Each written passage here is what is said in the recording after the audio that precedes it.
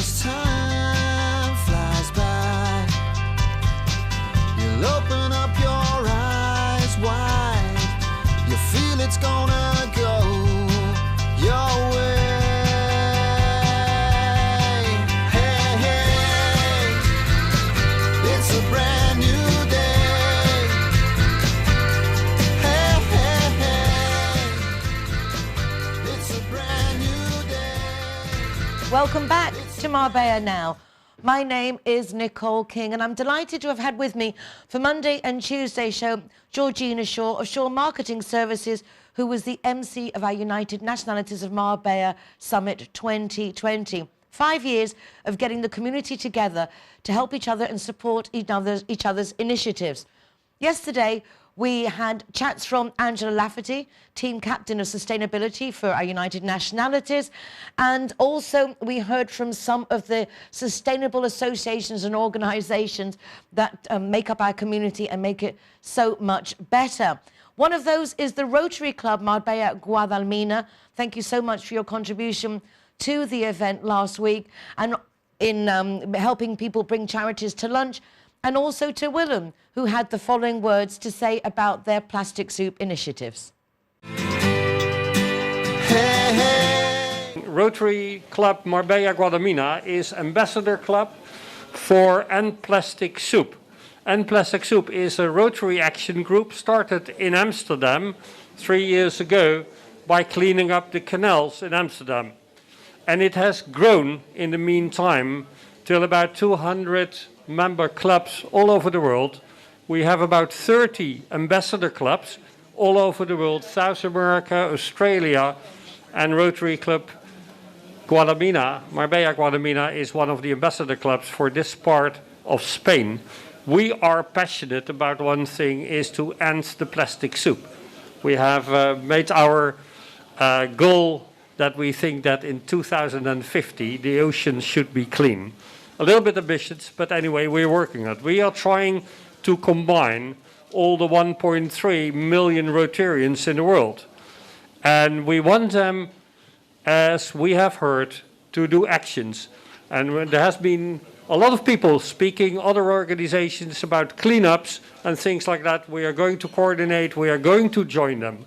But what we also want to do is to create awareness in a much wider environment. And what we also want to do is to share international experiences, because from the ambassador clubs we get experience of so many clubs in the whole world who are doing amazing things in cleaning up rivers, in cleaning up lakes, in whatever they do. We do have quite a lot of organizations, international, the Ocean Cleanup is a boy in Slat, you have heard of him, who is cleaning up the oceans, who have the interceptors in the rivers. We are working with them in the Philippines, we are working them with in Bangkok. But anyway, locally, what we want to do is to help all the clubs who are busy with plastic and to see if we can have Marbella as a city of environmental friendly and environmental conscious community. And what we want to do is next year to organize a very big conference on plastic. And we will do that in the way of probably in webinars, because we are absolutely not sure if next year the corona will let us. Anyway, we will do that on having on plastic, on schools, on international things. So that is our ambitions, and I'm so happy that, I'm so happy that today we met a lot of people of cleaning and organizations who are also busy with it. So we will coordinate and get them into and try to fix next year a big conference and webinars in order to share and to create awareness in Marbella and in the Costa del Sol of our plastic problem. As Angela said, 1 million bottles per minute are being thrown away. Only 9% of all the plastic we use is being recycled. We are individually 45 kilo of plastic we are using. So we have also to reduce ourselves, as we are sitting here, the use of plastic as far as we can. I thank you so much for the show.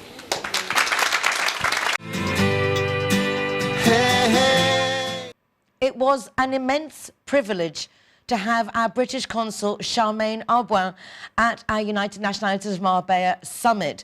She took a few moments to address the Brits in the room and those of you who will be watching regarding the cut-off date for England leaving the European Economic Community. The end of this year is the deadline, and a lot of people are still undecided as to what to do about it. The important thing is if you are living in Spain for any amount of time, you must be on the town census, and you must have a Spanish driving license if you're going to be staying here, and so much more. There's no point me saying anything when Charmaine sums everything up so beautifully. Let's go back to the event to hear from our British consul regarding what needs to be done in view of Brexit at the end of this year. A big difference. So, to finish off, I would like to invite the lovely Charmaine to come and say a few words for us. Thank you.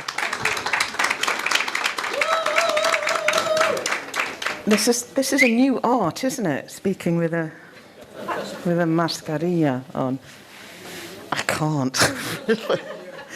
Okay, that's better. If I just do that. Let's take it off. I've not been asked to do that for a while. What I'm going to say to you is so boring that even I'm bored of listening to myself already. And it's just to thank Nicole and to thank all of the sponsors and the organisers, as always. I don't know how you're managing to do it this year, just to, throw a bit of COVID in to make it a little bit more complicated, yeah? But anyway, it's wonderful to be here, and I'm really pleased that I was able to make it down today. All that I would like to say in my official capacity as consul is, are you all registered? So I can see one person, two people have done a thumbs up. Yeah? Okay, I'm getting a few more waves. Brilliant. Okay. So, just to repeat, maybe this will be the last time you'll hear me say this. The transition period comes to an end on the 31st of December. I cannot believe, when was the vote? 2016? 16.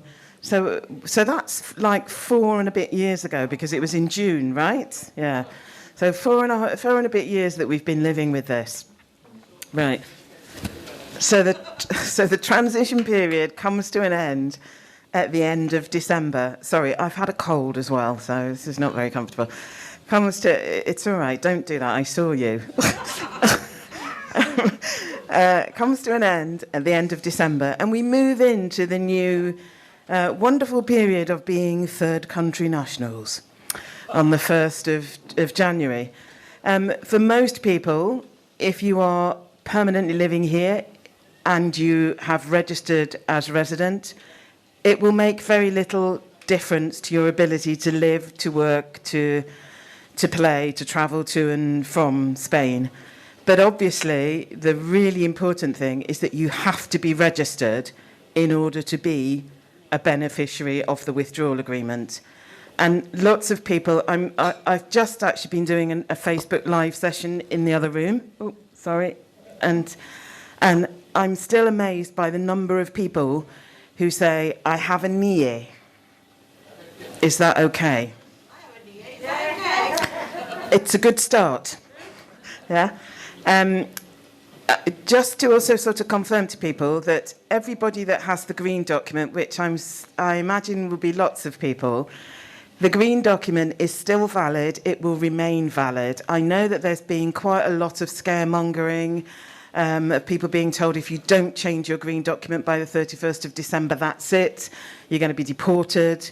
Not only is it not true, the green document is a valid form of ID that confirms that you are here legally and that you are protected by the withdrawal agreement. So if you have the green document, whether you have the A4 or the credit card size document, you do not need to exchange it for the TIE, though you can if you so wish. Yeah? And lots of people so wish because it's photo ID and it's a lot easier to carry around than a green document. but please don't feel as if you have to rush to do it before the end of December, because you don't, yeah? And the only other things that I would say for people who are resident here is please check that you have 6 months validity on your passport at all times, because one of the changes is that whereas before you were able to come and go through the Schengen area with, as long as it was a valid passport, as third country nationals, we will be expected to have 6 months validity on our passports. Please double check, and where it gets complicated is that sometimes 6 months is not 6 months, because if you had a passport that had extra days added onto it because you renewed it before it expired, those extra days don't count. So please do check that you have enough days on your passport. And that's probably, oh, I forgot to say driving licenses. Driving licenses, please. Change your driving licenses. And the reason why driving licenses are important is because we don't know what the rules will be after the 1st of January. Thank you. You've been very polite. Nobody's thrown tomatoes. So have a good day. When I'm the designated driver, I think it's only fair that I get to choose a zero-hero venue that rewards me with free soft drinks.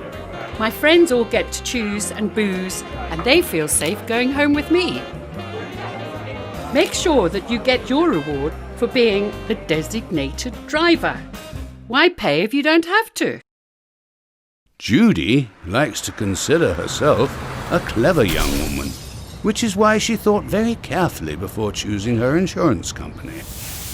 Now that she needs it, she's jolly glad she chose Linear Director, as it looks as if she might have something better to do. Why don't you be clever, like Judy? Call Linear Director on 952 14 78 34 and see which policy is best for you. Zero Hero, welcome to the playwright. Hello guys, welcome to Harbour. All the designated drivers are welcome here to the Harbour. And we are very proud to be a Zero Hero partner.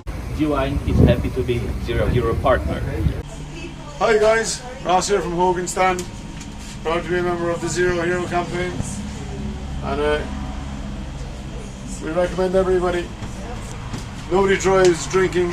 Everybody who drives a car doesn't have any alcohol in their system, and we're proud to sponsor the Zero Hero program.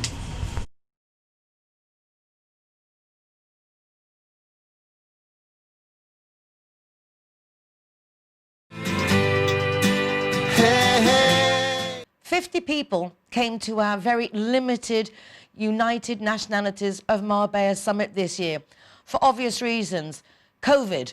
But one of the great things that we did do, all of us together, was practice and see how the disposable breathalyzers work, which are part of our Zero Hero campaign. It was great to see those who hadn't drunk anything be able to see on the breathalyzer that they were perfectly safe to drive, but it was even more entertaining to see the people who had been drinking realize that on many occasions they were well over the limit to be able to safely and legally take their car on the roads. It was a great idea. I have to say there was a very emotional moment, because a lot of the instigation of getting this project together was a young girl who lost her life, which was one of my daughter and son-in-laws and my son's friends. And my son-in-law, who's worked in a bar, although he is a physiotherapist and sports massage therapist, did the introduction at the event of how to use the breathalyzers. And I'd forgotten that he was possibly one of the last people to see this young girl before she lost her life. So amazing, really, when you think about it. This is a fun initiative. It's a great initiative, but there is a real reason behind it.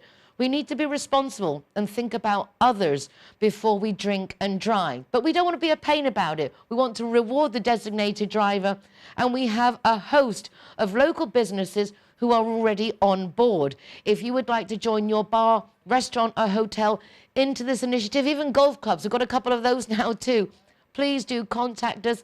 Our wonderful Sam Ho from Sam Ho Photography will help promote your business on our social media.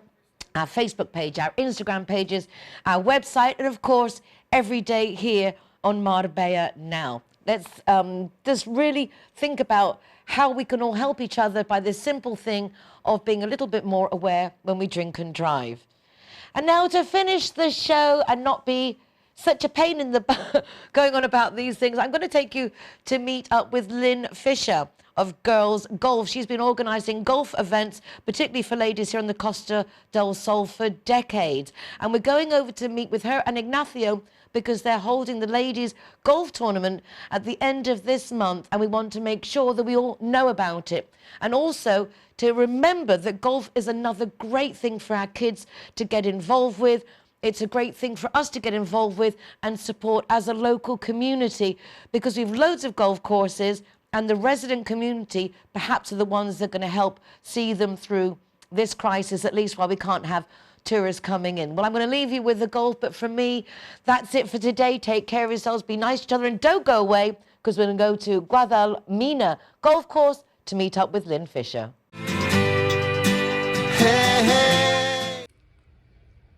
Well, hello everybody. My name is Lynn Fisher and I'm on Marbella Now, and my little golf spot today, we are at Guadalmina Golf.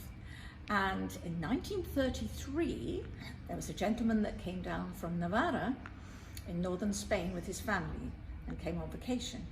He found this oasis and decided that he would like to have a golf course here. In 1959 he realized this vision, and of course now we have a wonderful golf resort. And here we have Ignacio del Guvia, who is going to tell us all about what is on offer here today at Guadalmina Golf. Thanks, Lynn. It's a pleasure to be today with you and the rest of the people watching this fantastic program. Yeah, he came in 1933. He was a sailor, so he sailed with the boat. He first went to Seville in 1929 for the Universal Exhibition, and he had a boat called Cervalavari, which means Seville the Greatest. And from Seville in 1933, as you said, he came all the way from Rio Guadalquivir, and he decided to come to the east. Otherwise he would have been in Lagos or maybe El Algarve, but no, he decided to come to the east coast. He passed the Strait of Gibraltar and he just anchored here. In 1959, it was the opening of the course. The first course is the South course. It's 1959, the official opening. It was at that time was 9 holes, and then he extended in 1961 to 18 holes. And later on, he built the North course. We have to find out why he decided to build a golf course, because it was quite peculiar. I mean, at that time, there were very little golf courses in Spain. But he traveled with his wife to California, and he visited every resort there. And then he came back from California and he said, sons, I know what we're going to do with Guadalmina. So they said, what is that? Well, I'm going to build a golf course, I'm going to build a hotel, and I'm going to sell houses around the golf course. So at that moment, the kids, they said, okay, mom and dad, they're insane. They have probably eaten a hamburger in bad state. So they just realized that it was a fantastic opportunity to develop a nice resort. Okay, the second course, 1979, it was a North course, and it was oriented to the Northern European people, because it's while the South course is parkland and is down by the sea, the North course is surrounded by apartments, blocks of apartments. So they basically is where the people from the the north of Europe, they like to come. They just want to spend few weeks, lock the doors and go back to the countries. So they built several apartments, blocks of apartments, and they decided that it was a great opportunity to build a golf course among these apartments. So they decided to build a North course.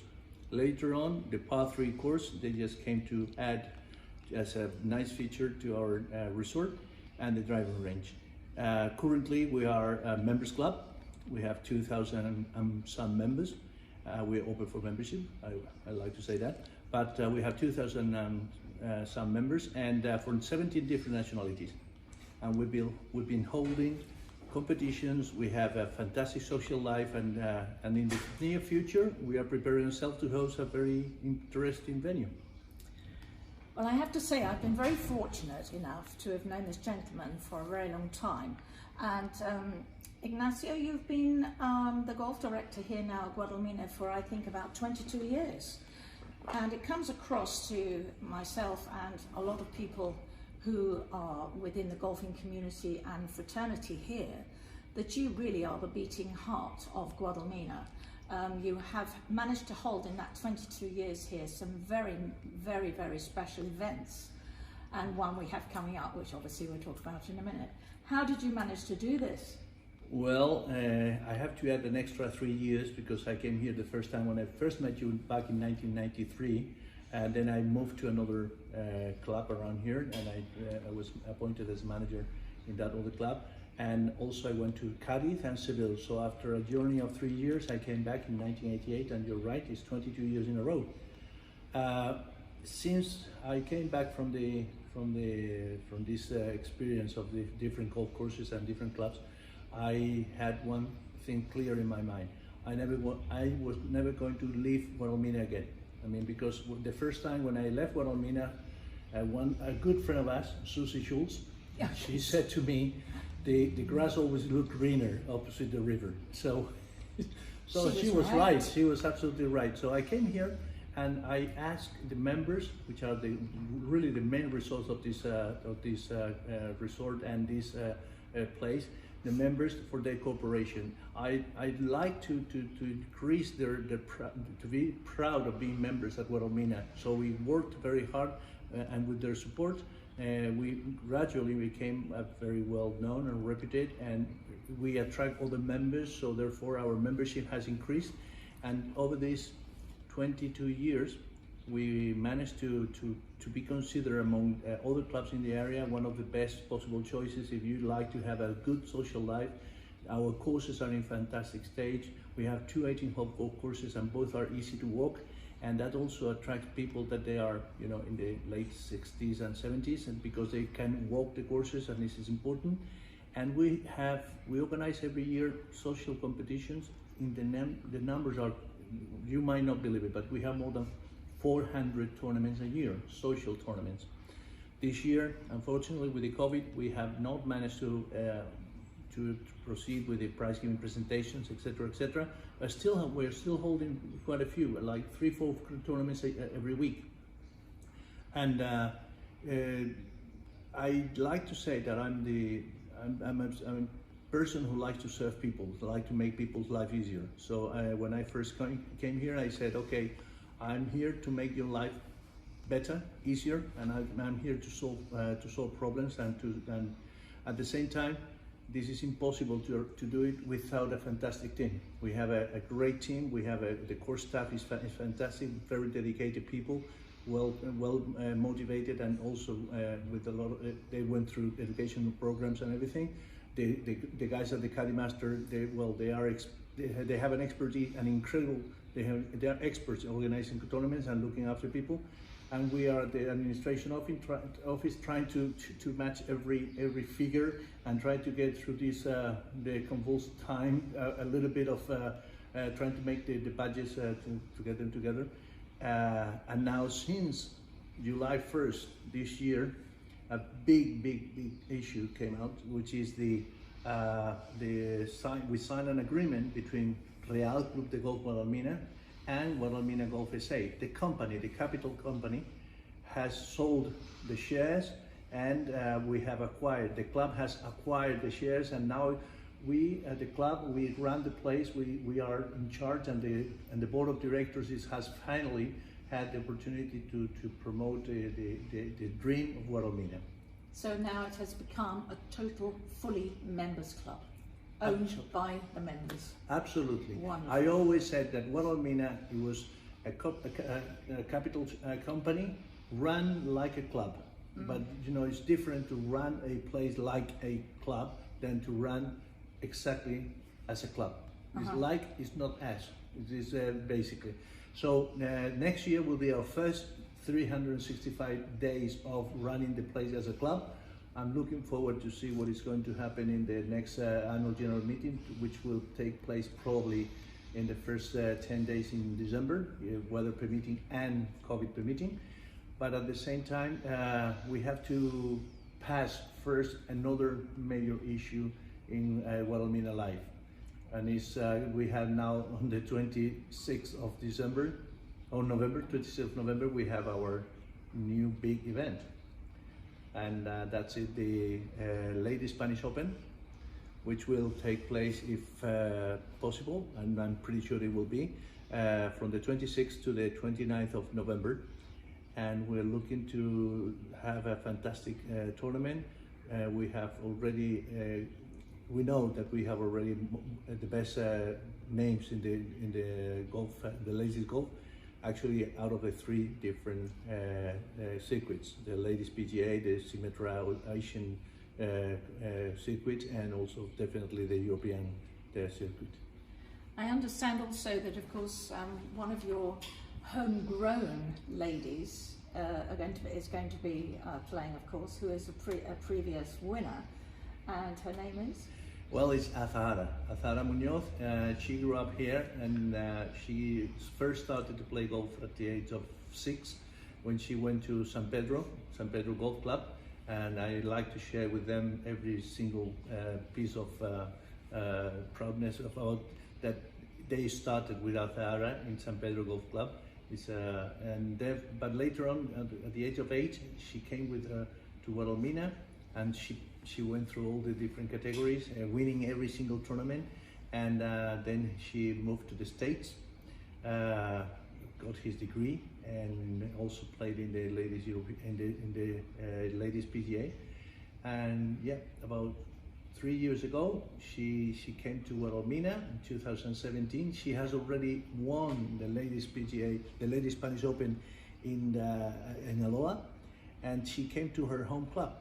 It was incredible. It was like a perfect story, because she came to her club.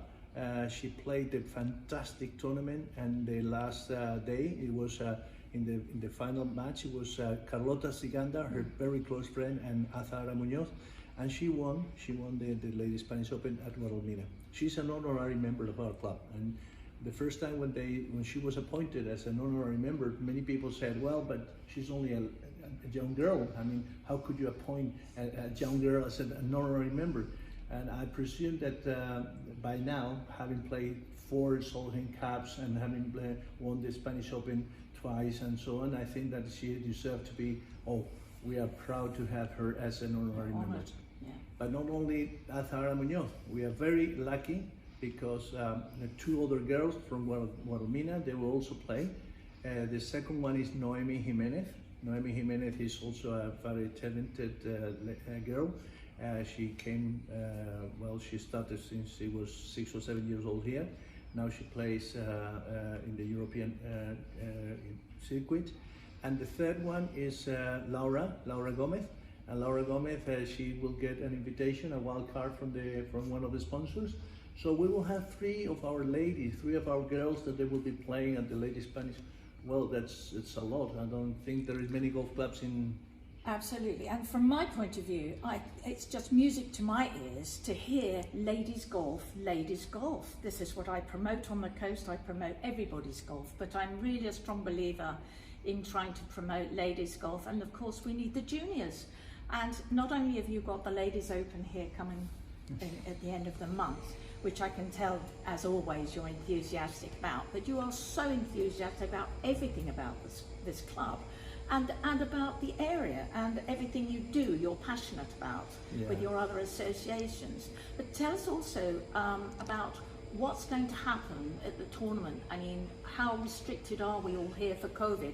Normally we'd be all queuing up, waiting to come in, but we won't be able to do that this year. So where are we at? Well, I would just make a reference to our 2017 Spanish Open. Yeah. We have figures that they could be considered like it was a men championship, because we had something in the total over the 4 years. We have like 35,000 people watching the 2017 event. The last day, following the leaders, there were more than 8,000 people. I mean, it was easy to count. And it was a fantastic ambience, and the atmosphere was incredible. And members were like, they were it was just a fantastic time. This year in comparison to that, we have to be very careful. The Ladies European Tour and the healthcare department has clearly stated that this is a bubble tournament, which means that it's going to be restricted. Players, caddies, coaches, and people from the organization and television and everything will be isolated, and so it will be different definitely from the 2017. But on the other hand, we are very lucky, extremely lucky, because you said that we are in a resort with 2 18-hole golf course, but we also have 2 hotels, and one of them is the Hotel Barceló. Barceló is a well-known chain of hotels, and they have decided specifically for this tournament. The hotel is currently closed. It's closed for the general public. They just opened the hotel for the event. So that's something that I'm very grateful for Hotel Barceló, because otherwise it would have been very difficult. It would have required a lot of transportations, etc. But in this case, the Hotel Barceló is only 250 meters from the first tee, so they will actually walk onto the driving range, and from the driving range to the course, play the competition, and go back to the hotel. They will have lunch, breakfast, dinner, everything. They will be in Hotel Barceló. And there's also restrictions about number of spectators or visitors. Actually, the last information we have from the healthcare, from the Ladies European Tour, they have restricted to 550 persons per day. So it will be a very limited number, like 100 and 150 visitors that they can watch the golf on live. But on the other hand, providing that we don't have the possibility to watch all these great shots and everything, the UCOM and RLT, which are the broadcast company, they are going to produce the event. They have promised to be able to show every single corner of the course and every single shot. So it will be from first tee to 18th hole, including the Spanish television, that they will have a setup of commentators on live by the 18th green. And in order to do that, we have to make very, very sure that the course is in perfect condition, because it will be watched and seen.